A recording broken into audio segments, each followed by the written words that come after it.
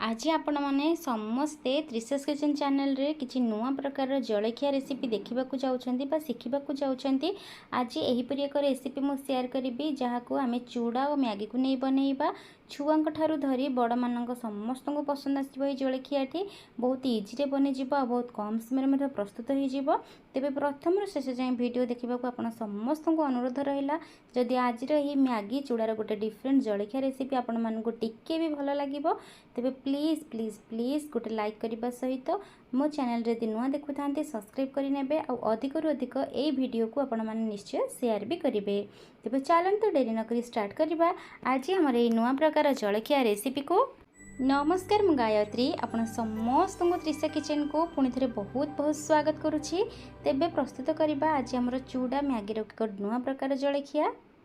एठी मु देखी चाहूँगी गोटे गिना नहीं जाइए गोटे टिफिन गिना मोर ये गिनारे मु पतला चूड़ा नहीं चूड़ा जो जेकोसी ना हम मोटा हो पतला हो ये मुझे दुई गिना नहीं जी चूड़ा आमको तो ग्राइंड करार अच्छे तो मोटा पतला कौन फरक पड़ो ना तो ये गिनारे मु दुई गिना नहीं गली चूड़ा आपको भल भाव में धोई नवा 3 ରୁ 4 थर धोईदेवा द्वारा आर जितक भी डस्ट थी सब बाहरी जीव। जदि आप चाहती ये आप भिजेवाई जब समय ना तेज आप निश्चय पतला चूड़ा को नहीं जातु शीघ्र से रेडी हो जलखिया रेसिपीटी। तो ये मुझे भल भाव में 2 ରୁ 3 थर धोई पानी यार काढ़ी नेबी सब निगाड़ी नेबी छाणी नेबी ये देखिपुर 2 ରୁ 3 थर मुझे धोई देती आपको आम साइड कर नवा। एबे आपको ग्राइंड करने ये गोटे ब्लेंडिंग जार नहीं जाइए मात्र यहाँ मोर पतला चूड़ा नहीं थी तो 2 मिनट ये भिजीगला बेसी समय लगे ना तो गोटे ग्राइंडिंग जार रे भिजे रखी सबुतक चूड़ा को ऐड कर नवा। आ खाली ग्राइंड करबा नहीं चूड़ा चूड़ारे मध्य आम आउ किछि इंग्रेडिएंट मिसेइबा। तो प्रथमे तो चूड़ा गुड़ को मुझे पकई नेली एबे मु से जो टिफिन गिनारे 2 गिना चूड़ा नहीं से गोटे गिना सुजी नहीं जी जी चूड़ा ने तार अधा सुजी ने ताहले जाकि जलखियाटी आपनकर नरम रहिबो तुलतुलिया रहिबो। ता सहित एठी गोटे गिना झास नहीं जाउची चल्हा पानी कहि पारंती ओडिया रे आकु आपण जदी जानती नाही चल्हा पानी कौन कहते निश्चय मते कमेंट रे जणेबे आपनक साइड रे कौन कहते। बटर मिल्क मुझे ऐड कर नेली गोटे गिना आपण बटर मिल्क जगार दही ऐड कर भाव में ग्राइंड करे। तो ग्राइंड जिते करवा पानी दबा आवश्यक नहीं आमको ये इडली बेटर टी रेडी करने पड़ो बेसी पानिया हो गले बेटर टी आमर ही परी जलखिया प्रस्तुत हो पार ना।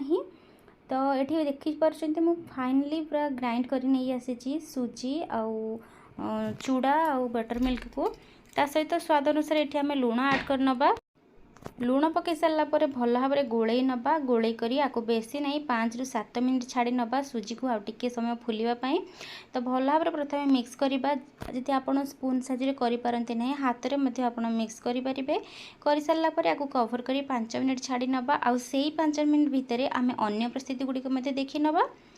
ये गोटे फ्राए पैन बसई नहीं से गोटे छोट ग्लास रे 2 ग्लास पानी दे नेबी पाखापाखि कहवा ये 150 ml पानी हम 2 ग्लास ये पानी दे दूसरी छोट ग्लासटा जेहेतु यही 2 ग्लास पानी रे एबे अल्प टिके आम लुण पकई नवा।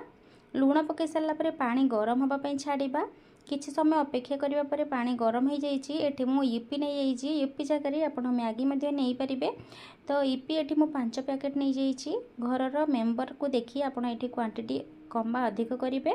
तो 5 पैकेट मैगी पकई सारापर मैगी को टिके गरम पानी रे फिटिबा छाड़ा। यही रेसिपीटी बहुत कम तेल मसला प्रस्तुत हो कौन प्रकार मसला ये आम ऐड करवा नहीं। तो मैगी आमर ये फिटी सारे सब परस्पर छाड़ी सारे एवं आम से टेस्ट मेकर ऐड कर नवा मैगीर। तो ईपी रे जो टेस्ट मेकर आसी था ये भाव में 5 पैकेट गुड़ाक ये ऐड कर नौ 5टी पैकेट। तो पिलांक जी बनाऊँ राग कम बेसी देखिक मसला को ऐड करेंगे भल भाव में आपको फुटापी छाड़ा ईपी आ मसला एकाथर के भल भाव में सीझीजे देखिले ना ये कौन प्रकार तेल ऐड कलिनी कि कौन एक्सट्रा मसला भी ऐड कलिनी। तो यही भाव में ईपी के आम कुक कर नवा ये देखिपुर ईपी गुड़िक रेडी हो सारा ये ठंडा है आहरी ठीक हो। तो ये आपको साइड कर नवा एबे आम ये 5 मिनट हो जाइए आमर बेटर को देखी नवा देखिपुर केते फुली जाइए आमर सुजी गुड़िक आ बेटर टी आग अपेक्षा एबे टिके बहलिया हो जाइए। यही बेटर आमको दरकार अच्छी इडली बेटर जहाँ को आप कहते यही भाव में बेटर ही आपंकर रहिले तेबे आपंकर जलखियाटी इजिली परफेक्टली कुक हो पार। तो ये आमर बेटर तो रेडी हो जाइए टिके समय आपको बुले ना और टिके गोड़े दबा एबे आपको आम कौन करबा अल्प टिके खाइबा सोडा पकेबा जेहेतु आम इंस्टांटली बनाऊे आपको जमा भी रेस्ट हाँपाई छाड़ूने अधिक समय तेणुक मुझे खाइबा सोडा टिके पकाऊँगी सोडा जगह आप फ्रूट इनो सल्ट आड करेंगे। तो जितेबाला आप सोडा पकेबे ना ताको छाड़े ना फटाफट से यहपरी भाव में गोलेबे आ जल्दी जल्दी ब्रेकफास्ट बनैबा आरंभ करेंगे। तो ये मुझे दुईटी टिफिन गिना नहीं जाइए एका साइज रो तो आप जो कौन सी गिना हो कि कटोरी हो आप जहाँ भी अच्छी आपको बनई पारे अबा कौन सी स्टील थाली में आप बनई पारे।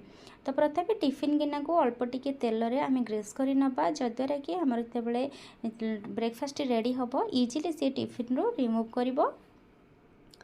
तो ग्रेस कर सारापर एवं मुझे बेटर को ऐड करी प्रथमे तो अल्प अल्प बेटर देवी। तो देखो यही स्टेप को आप जमा भी स्किप करेंगे ना ये भाव में ही फॉलो करी ए टिप्स को बा ए स्टेप को आप लक्ष्य करूँ। तो हल्के हल्के आम अल्प अल्प बेटर दबा अधा बेटर देबा तापर आम जो प्रस्तुत कर रखी मैगी मैगी ये आमर ऑलरेडी टिके ठंडा हो सारा बेसी भी ठंडा है।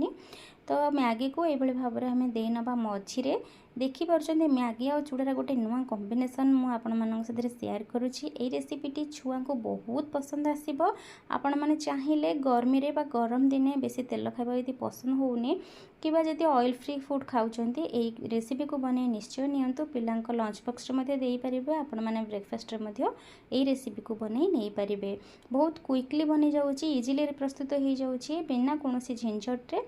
तो मैगी को कवर करने पुणी थे से बेटर को ऐड कर नेली बेटर को ऐड कर टैप कर नबा जद्वारा कि फांक आउ रही। तो ये भाव में मुझे प्रस्तुत करेली ये मुझे कौन कर पानी को आगरू गरम कर नहीं। तो पानी रे गोटे स्टैंड दे दीची और से दुईटी जाक आमर जो प्रस्तुत कर रखी टिफिन कवर रे बेटर को पकई नबा बा दे नबा तापर एबे कवर कर नबा कवर करी गैस फ्लेम को मीडियम करी आपको बेसी नहीं 10 मिनट पर्यंत कुक करबा 10 मिनट कुक कले इजिली सी रिमूव हो जिवो और कुक भी हो जिवो। देखिपुंट ये 10 मिनट पर मुझे काढ़ी चेक करुँची आमर ये बेटर टी बा जो ब्रेकफास्ट टी बहुत ही इजिली रेडी हो जाइए। एबे आपको आम तल को काढ़ी आनिबा तल को काढ़ी आनी ठंडा हाँपाई पूरा छाड़िबा। तो दुईटी जाक मुझे काढ़ी आनी आ ठंडा भाव में छाड़ दूँगी ठंडा हो सारापर आम आपको रिमूव करवा टिफिन कवर रू। तो प्रथम साइड गुड़ाक मुझे काटिक छाड़ी नेबी ठंडा हाँपाई। तो इजिली पूरा काटी हो जाऊँगी साइड गुड़ाक आउ एते सफ्ट हम जे पिठाटी बा ये जलखियाटी आपण मैंने निहाती सप्ताह को 2 ରୁ 3 थर यहाँ बनवाई बहुत पसंद करेंगे कहीं कम समय प्रस्तुत हो जाऊँगी आ बिना कौन बिरी चाउल न बतुरे न समय दे। तो देखो केते इजिली केते बढ़िया से बाहरी पड़ी और बहुत ही सफ्ट होई जलखियाटी देखो पूरा जालीदार होती माने परफेक्टली आमर ये कुक हो जाइए और बहुत तुलतुलिया होती बहुत सफ्ट होती। ये पिठा को आपड़ यही भाव में नहीं पारे अबा जदि चाहती ए किसी आउ टिके टेस्ट ऐड करने तो अलग स्टेप आपण मानू शेयर करुँची कंटिन्यूअसली वीडियो वॉच करंतु। तो दुईटी जाक ये भाव में मुझे काढ़ी नेबी। तो दर्शक बंधु आज रेसिपी जदि टिके भी भल लगुए तेज दयापूर्वक टिके लाइक करनी वीडियो रेसिपी को आउ शेयर भी करंतु अधिक रु अधिक यदि नुआ देखु था ना प्लीज सब्सक्राइब भी करनी मो चैनल को। तो ये मुझे दुईटी काढ़ी नेली यही भाव में आउ बाकी तक बनई नेबे। तो एथिरे आउ टिके टेस्ट आनिबापई एठी मु छुंक देवी टिके से जो जलखिया गुड़ी को छुंक देवाई बेसी भी ऑयल आम एठी ऐड करबा नहीं अल्प टिके ब्रश रे केवल ग्रेस करी नबा तावा को ता सहित एठी मु तीनोटी एकाथरे के कुक करिबे बा फ्राई करिबे डीप फ्राई करिबे सेथिपई तीनोटी जगार मुझे टिके पकई नौचे भृसंग पत्र आउ सोरिष जीरा जहाँ फल कि जिते आम कुक करवा आर जो कलर आउ बहुत कॉम्बिनेशन आसो बहुत ही टेस्टी लगे देखापी। तो यमी तो देखागले खाद्य निश्चित सुस्वादु हे बोली मान्यता अच्छे। तो जीरा सोरिष आउ भृसंग पत्रटा को छुंक हिसाब से पकई सारापर गोटे गोटे आम जो बन रखी जलखिया को यही भाव में गोटे गोटे जगार रखी नबा आउ एते स्वादिष्ट थिला ये जलखिया घरे निहाती समस्ते पसंद करथिले आपण माने निश्चय बनातु। बेसी समय आपको आम यहपरी भाव में भाजवा ना अल्प टिके जस्ट खाली छुंकर फ्लेवर ए आसला बेले आम कुक करवा। अपरपक्षरे उपर आम टिके तेल को ग्रेस कर नबा ऊपर मध्य आम देना भृषंग पत्र सोरिष जद्वारा कि दुई पट साइड्रे आमर जिते कुक हो परफेक्टली फ्राए हो परफेक्टली जलखियाटी देखापी एत यमी देखा जे निहाती आपण मैंने खावा बहुत पसंद करेंगे। तो ये भाव में मुझे डेकोरेट करनेली उल्टे नेबी उल्टे दे पुणी ऊपर अपर पक्ष को टिके ऊपर पट को टिके भाजी नेबी। देखंतु केते सुंदर से कलर आसना ये टिके हल्के हल्के कलर आसिले जलखियाटी देखापी भल देखा ता सहित खावाई बहुत ही टेस्टी लगे। आपड़ी चाहती तड़का न लगेवाई सेमती नहीं खाईपारे। तो ये देखंतु केते सुंदर से देखा फुटण सहित आमर जो प्रस्तुत होती जलखियार कलर टी केते बढ़िया देखा ना। तो दर्शक बंधु ये रेसिपी तो निहाती आपण मैंने फुल एंजॉय करेंगे बोली आशा करुँची। आउ ये रेसिपी एत इजी होता बनवाई जे मत बहुत खुशी लगी बनवा बेले। तो आपको मु प्लेट को काढ़ी नौ सबुतक ये भाव में मुझे सबुतक छुंक देनेबी। तो ये आमर तो रेडी हो गोटे काटिकी देखा आपण मानक किपरि होइछि यार जो भीतर साइड्र मैगी रे अच्छी पुर बा मैगी पुर जो देछि चूड़ार इडली रे बा गिना इडली रे तार बहुत टेस्टी थिला। ये रेसिपीटी बहुत सुंदर थिला। तो गोटे बड़ प्लेट को काढ़ी प्लेटिंग कर नौ देखते केते सुंदर देखा जाउछि ना आमर ये रेसिपीटी माने देखा एत सुंदर लगुच निहाती आपण माने निश्चय पसंद करेंगे। तो गोटा को ये काटिकी देखी देखो भितर मझे अच्छी आमर मैगी पुर पिला मानक बहुत पसंद लगे ये मैगी आउ चूड़ार कॉम्बिनेशन रेसिपीटी। तो आशा करुँची आज ये रेसिपी आपण मैंने खूब खूब खूब एंजॉय करेंगे। जदि आज रेसिपी भल लगी थाए ना तेज प्लीज गोटे लाइक करेंगे शेयर करेंगे ता सहित मो चैनल को सब्सक्राइब करने को बिल्कुल भूलिए नहीं। रोचे पुणी देखा यमी नुआ डिफरेंट स्टाइल किसी रेसिपी से पर्यंत विदाय दिंतु आउ अन्य वीडियो को कंटिन्यूअसली वाच करूँ।